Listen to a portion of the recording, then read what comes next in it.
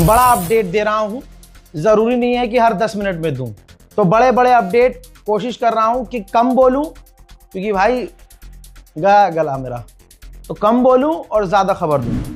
सीधी तस्वीर आपके सामने देखिए। स्पेशल मरीन फोर्सेस, जिसका जिक्र मैं 3 दिन पहले कर रहा था कि डोनाल्ड ट्रंप जो बात करने का ड्रामा कर रहा है, एक बार तो धोखा दे चुका है, ये दोबारा धोखा दे सकता है। लीजिए, जो हजारों मरीन स्पेशल मरीन फौज भेजी इसने, वो अब ईरान के करीब पहुंच गई है। उनकी तस्वीरें मैं आपको दिखा रहा हूं। वहीं यह बात हकीकत है कि अमेरिका को बड़ा नुकसान हुआ है और अमेरिका ने छुपाया। आपकी स्क्रीन पर यह एक जासूसी जहाज है, E-3 सेंट्री एयरक्राफ्ट, जो कि सऊदी अरब के बेस पर खड़ा हुआ था, बुरी तरह से डैमेज हुआ है। इसके अलावा इसी अटैक में कई टैंकर के साथ, मतलब जो ऑयल टैंकर थे वो वाले जहाज, और ये बहुत खतरनाक एडवांस अमेरिका का जासूसी जहाज था, ये डैमेज हुआ है। इसके साथ साथ आपको बताना चाहूंगा कि 11 से 12 अमेरिकी सैनिक बुरी तरह से घायल हुए हैं। आज जाकर अमेरिका के अखबार में खुल गई है बात। आईडीएफ ने ऐलान किया है, ये आईडीएफ के चीफ हैं, इन्होंने कहा है कि आने वाले कुछ ही दिनों में हम अपना ऑपरेशन कंप्लीट करने वाले हैं, यानी अब ये भी अपना झोला समेटने वाले हैं। इजराइल के अखबार मैं आपको दिखा चुका हूं, लिख रहे हैं, ब्रिटेन के अखबार, जर्मनी, फ्रांस, अमेरिका के अखबार लिख रहे हैं कि अमेरिका और इजराइल का कोई गोल पूरा नहीं हुआ है, लेकिन इज्जत बचानी है। तो आईडीएफ का चीफ कह रहा है कि जहां जहां हमने हमले करने थे, जो भी हमारा ईरान में टारगेट था, हमने हर जगह हमला किया और हम बहुत जल्द अपना ऑपरेशन कंप्लीट करने वाले हैं। मेरे दोस्तों, गेम हो गया है। मैंने बताया था कि कुर्दिस्तान के राष्ट्रपति के घर पर ईरान के समर्थक लड़ाकों ने हमला किया। ठीक, इराक के राष्ट्रपति ने निंदा की, और अब आप हैरत करेंगे, IRGC ने निंदा की और कहा कि यार राष्ट्रपति के घर पर हमला सही नहीं है। एक्सपर्ट के मुताबिक जिन ग्रुप ने कुर्दिस्तान के राष्ट्रपति के घर पर हमला किया, वो ईरान समर्थक ही ग्रुप है। भाई, अमेरिका के न्यूज आर्टिकल क्या लिख रहे हैं देखिए। अमेरिका के अखबार लिख रहे हैं कि डोनाल्ड ट्रंप को उसके अपने ही लोग जो आसपास के हैं धोखा दे रहे हैं। वो उन्हें अपडेट दे ही नहीं रहे ऐसे कि उनका नुकसान हो रहा है, बल्कि वो उनको ऐसे दिखा रहे हैं कि हम जीत रहे हैं, और वही अपनी फर्जी जीत में 4 चांद लगाकर जब बाहर मीडिया के सामने बोलता है ट्रंप, तो उसकी बातें जमीनी हकीकत से काफी दूर होती हैं। बड़ी खबर यह भी है कि ईरान और ग्रीस के विदेश मंत्री ने पहली बार इस कॉन्फ्लिक्ट में फोन पर बात की है। दोस्तों, सबसे पहले रजाग्राफी आपको दिखा रहा है, देख लीजिए। जो बात कही जा रही थी, चाहे ईरान के द्वारा चाहे किसी और के द्वारा, कि इस्लामाबाद में बातचीत नहीं हो रही है, लेकिन देखिए होने वाली है। इजिप्ट के मिनिस्टर और कई देशों के मिनिस्टर, ये देखिए इजिप्ट के मिनिस्टर पहुंचे हुए हैं, अरब के कई मिनिस्टर इस्लामाबाद पहुंच चुके हैं, और इसके बाद अरब देशों के मिनिस्टर्स की यहां झड़ी लगने वाली है, और उसके बाद अमेरिका के ऑफिशियल, टॉप ऑफिशियल पहुंचेंगे। और ये साफ सीधी बात है कि ईरान भले ही अभी ऐलान नहीं कर रहा है, और ईरान के टॉप लीडर कह रहे हैं कि डायरेक्ट बातचीत नहीं हो रही है, लेकिन जिस तरह से अब ऑफिसर्स और अरब देशों के मिनिस्टर्स पहुंच रहे हैं, लग रहा है कि अभी तो नहीं, लेकिन आगे आमने सामने बात हो सकती है। उधर हouthis ने एक बार फिर से हमला किया है, कहां? इजराइल पर, और इजराइल तक ये मिसाइल तीसरी पहुंची है, और इस तीसरी मिसाइल को भी इजराइल ने रोक लिया और फिर धमकी दी कि हouthis को हम सबक सिखाएंगे। मिसाइल देखिए।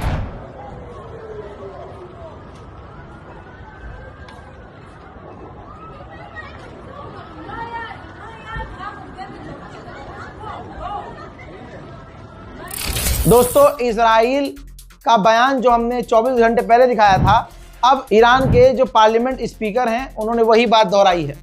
उन्होंने कहा कि इजरायली मिलिट्री के चीफ ने वार्न किया है कि आईडीएफ कोलैप्स हो सकती है, थक रही है।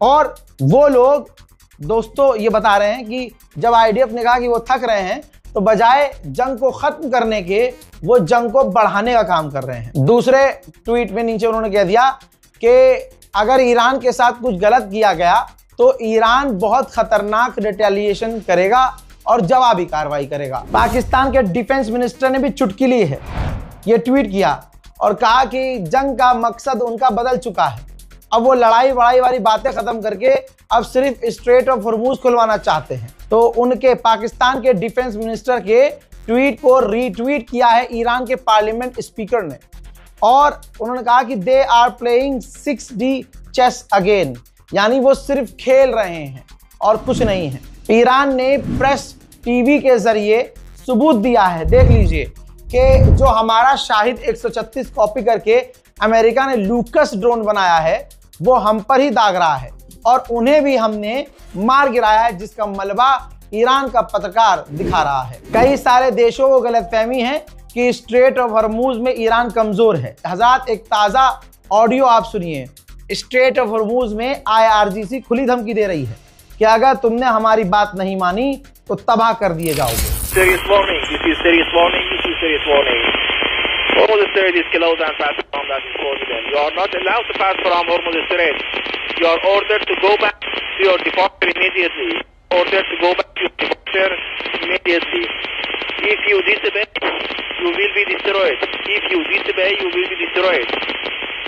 Captain, you are running danger. Don't put your life to danger. This is the Navy out.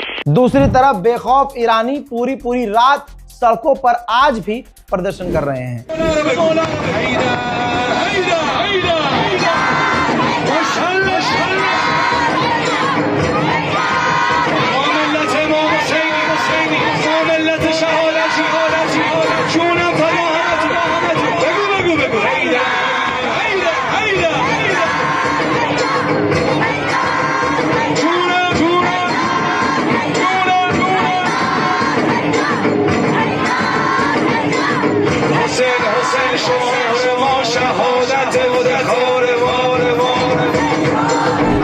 हज़रात, तुर्की के इंटेलिजेंस चीफ ने बड़ी बात कह दी है। पूरी दुनिया के मीडिया के सामने कॉन्फ्रेंस में उन्होंने बोल दिया कि सारी दुनिया जानती है कि ये जंग किसने शुरू की। ये जंग ईरान ने शुरू नहीं की।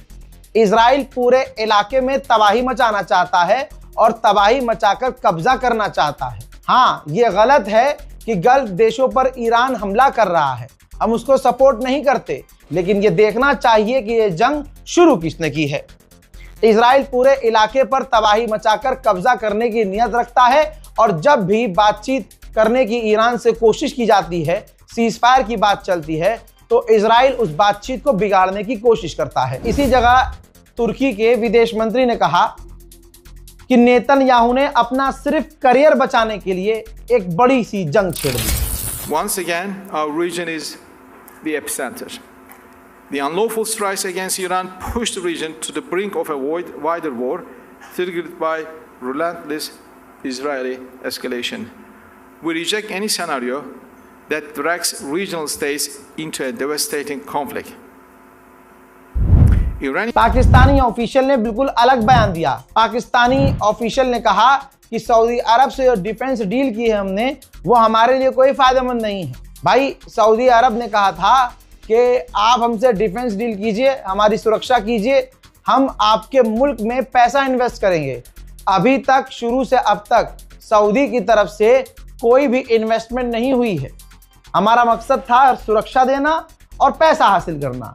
जब पैसा ही हमें नहीं मिल रहा है तो ये डील कहां से कामयाब है। हजरात, भारतीय पूर्व जासूसी एजेंसी के चीफ ने कहा है, रूस के अखबार में बड़ा छपा है, ये अंधभक्तों के मुंह पर जोरदार गोबर है। भारतीय स्पाई चीफ, पूर्व चीफ ने कहा है कि अमेरिका कभी भी ईरान में फौज नहीं उतार सकता है।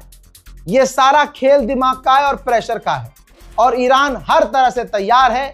ईरान किसी भी तरह से नहीं झुकेगा। हजरात, इजराइल की कंडीशन इतनी खराब है कि इजराइल का मीडिया क्या लिख रहा है, खुलासा बड़ा बुरा खतरनाक हुआ है।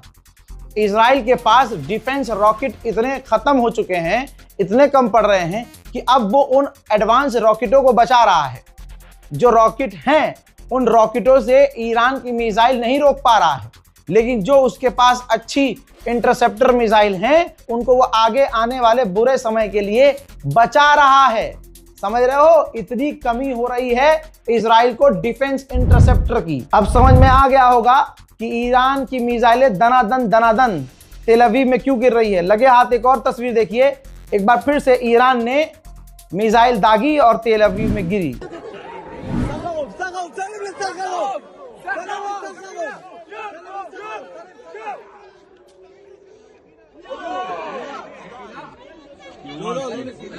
अब ऐसा नहीं है कि ईरान का नुकसान ही नहीं हो रहा है, ईरान का इतना नुकसान हो रहा है कि आप सोच नहीं सकते।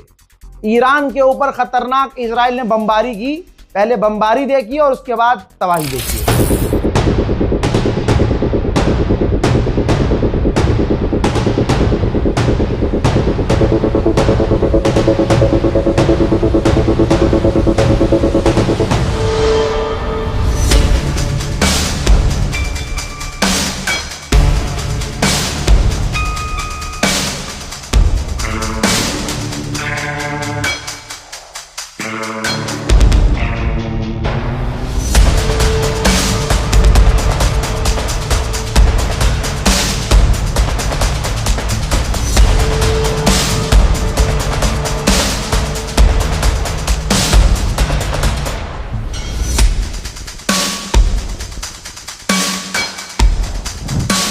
हजरात, इस रिपोर्ट को शेयर कीजिए, दुआओं में याद रखिए। जय हिंद।